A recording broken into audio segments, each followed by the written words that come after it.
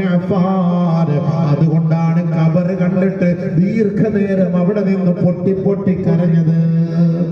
അവര് നരകത്തിലാന്നില്ലാതെ ഒന്നും അല്ലാഹു ഇറക്കിയിട്ടില്ല. മാ അൻസല ദാഉൻ ഇല്ലാ അലൈഹി ദവാ.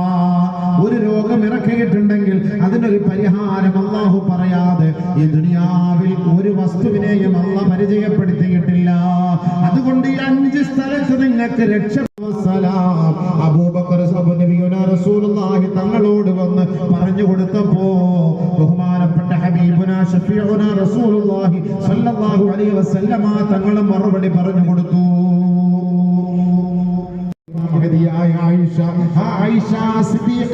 വീട്ടിൽ ഞാൻ പോയി കിടക്കട്ടെ എന്ന് ബാക്കിയുള്ള ഭാര്യമാരോട് ചോദിച്ചിട്ട് അവിടുന്ന് അനുവാദം വാങ്ങിയിട്ടാണ് ആയിഷ ബീവിയുടെ വീട്ടിൽ വന്ന റസൂലുള്ളാഹി തങ്ങളെ കിടന്നത്.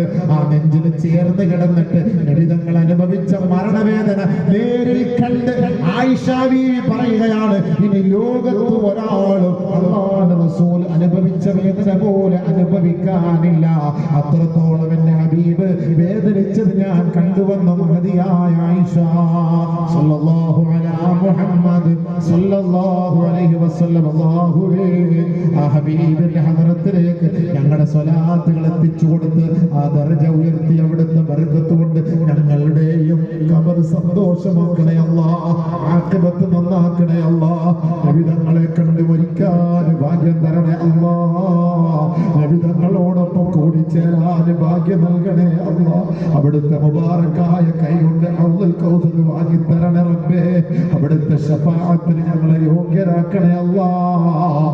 നാളെ നബിതങ്ങളെ കാണാൻ പറ്റാത്ത ഒരു വിഭാഗം ആളുകൾ കടന്നു വരുമ്പോ ആ കൂട്ടത്തിൽ ഞങ്ങളെ നീ പെടുത്തല്ലേ റബ്ബേ. അല്ലാഹുവേ, നബിതങ്ങളോടൊപ്പം സ്വർഗത്തിൽ പരിലസിക്കാൻ ഈ മുബാറക്കായ രാവിലെ ഹദ്ദാദ് നഗറിലെ ഈ പള്ളിയുടെ തിരുമുറ്റത്ത് വെച്ച് നബിതങ്ങളുടെ പേരിൽ സലാത്ത് ചൊല്ലിയിട്ട് ഞങ്ങൾ